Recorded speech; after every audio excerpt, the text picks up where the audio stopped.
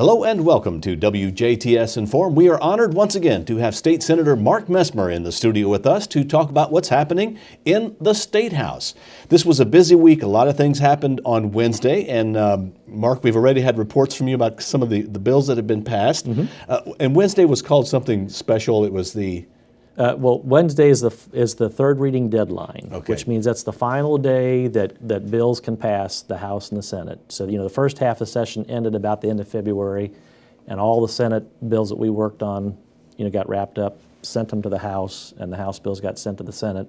So Wednesday was the final day for wrapping up, us working on House bills and the House working on Senate bills, and whatever passed both houses. It can, if it got changed in one chamber, like if we worked on a bill, we sent it to the House, they amended it, made some changes to it, that bill can either come back to the Senate and the author can ask for, if it got changed, we have to vote on it again. And you have what's called a concurrence vote. If you didn't like the changes that they made and you want to do what they call a conference committee, then you say, I disagree, or I dissent to the changes that they made. And then we're going to, the House and Senate will each have a Democrat, Republican appointee to that conference committee group. You'll have a public hearing. You'll talk about, here's how it started, here's how it got changed. And a lot of times you'll agree on that first hearing, here's what we both agree needs to be changed, the House and Senate members. They'll come up with what they call a conference committee report. If they agree to the changes, all four of those appointees sign off on that conference committee report, then it goes back to both chambers again and gets voted. Now, if that concurrence or that conference committee report gets voted down, it doesn't mean the bill's dead. It means, okay, you got to go back, that group's got to meet again and try to work, okay, this chamber liked it or this one didn't, and you might have to have another, and so that conference committee process can go all the way up to the last day of session. So, most of the time you'll come out from the conference committee, you'll get the conference committee report, throw it up, it gets voted on both times, passes, and you're done. But occasionally one chamber or the other will say, and then they meet again, and they work on it and make some more changes until they can get a final, once you get 51 votes in the House or 26 votes in the Senate to agree to it, then it's done. But if it fails, it's not over. It just means you go back and work on it some more. Now we got, 2 or 3 weeks, I think, well, left? Yeah, about 2 weeks, roughly, week and a half when we start back next week. And essentially then, no new bills will be coming up. Correct. Because you're past that point. Okay. Now, this is the budget year, and so you have the long session. And the biggest part of the budget is education. And I know that I don't think there's been a whole lot of talk about the budget part of the education part of the budget as much as there's been talk about ISTEP plus test and getting rid of that, and the deal with having the president of the education board appointed or elected okay. Right. So those are bills that have nothing to do with the budget. Correct. But when it comes to education and the budget, how much of Indiana's state budget is education?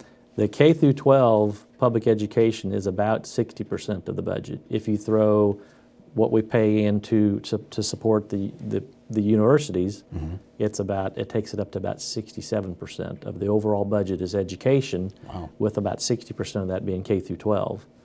And that's really, when it comes down to it, all the other things, hopefully we don't make changes, any more drastic changes in policy, that give our superintendents and administrators and teachers, headaches on how to implement. But I don't see anything of that nature, other than maybe getting rid of ISTEP and going back to Iowa Basics types exams. I don't see any real change in any major policy issues this year. But what makes the most difference to everybody on a daily basis is, are we going to get enough money to fund our schools?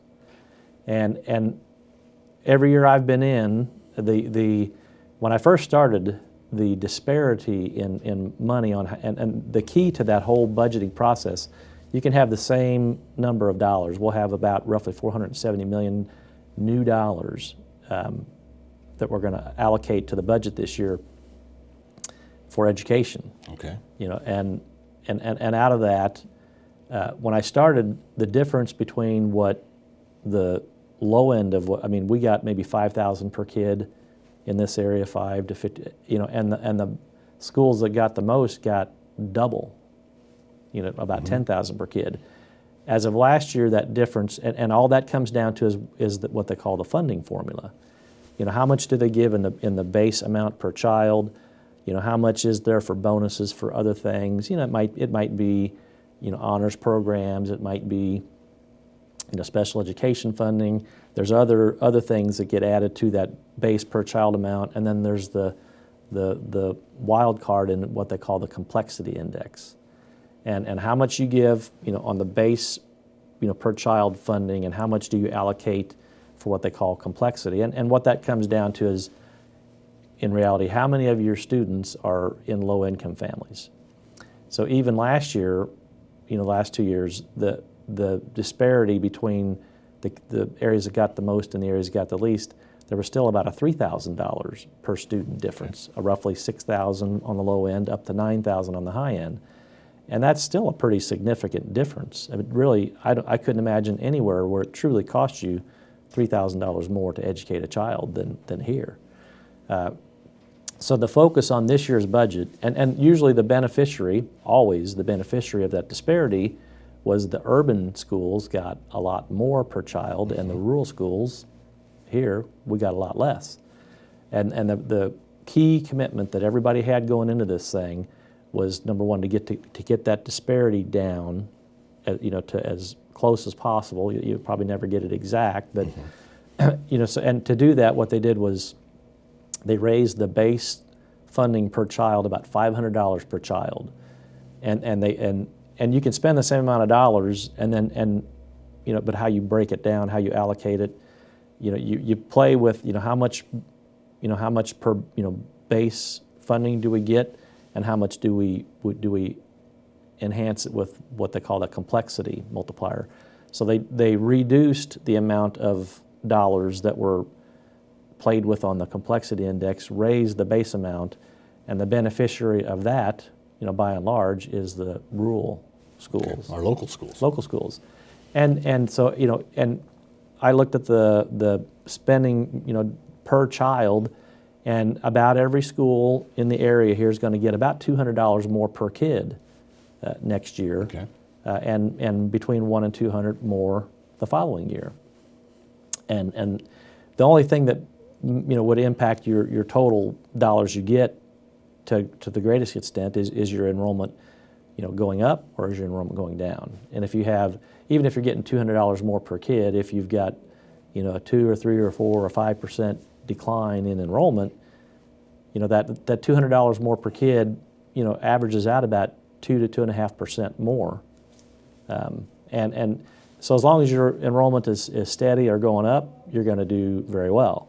If your enrollment is declining, you may not get a lot. You may not get significantly more dollars, but you still are getting a lot more per child. And right now with this year's formula, the difference is about $1,000 from what the most the school corporation gets per child and the least. So we're getting that disparity down, pretty close. Yeah, which those of us in a rural area like that. We like that. Yeah, we do like that. So every 2 years, the education portion of the budget is going to be the same, but how much the schools get will be different. Yeah.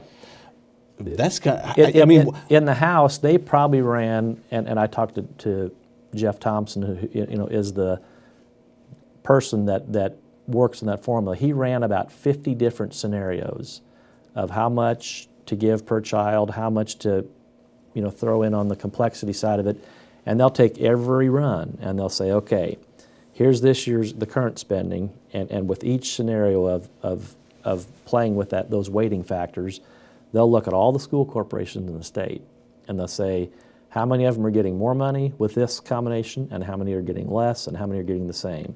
And they'll try to adjust those numbers, and within that, they try to look at enrollment figures, the percentage of low-income families, the base amount, and they'll just do that over and over and over and over again to try to get to where, nobody takes it on the chin too much, where everybody's trying, they try to do a scenario where, each school gets, at least more per child. And after the House got done, we still took the same overall spending and ran about 50 more scenarios on the Senate side. And Senator Mishler is our funding formula guy. And they'll take each scenario, and they even looked at, on that complexity, on that, how you count those low-income families. Do you do it with paperwork filed by the school corporation, is usually what they call either free and reduced lunch, or free lunch, or free textbooks.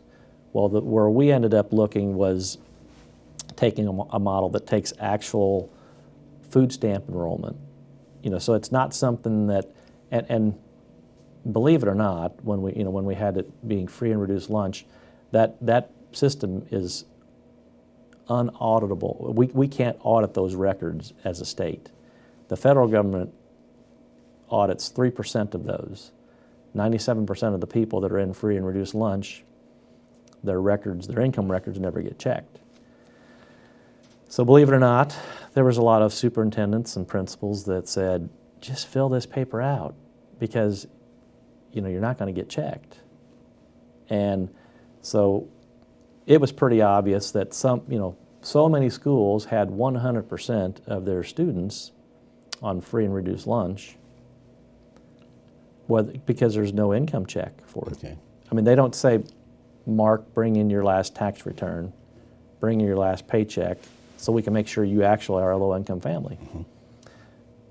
And with anything that you couldn't audit the records, it's pretty well going to get, fraud.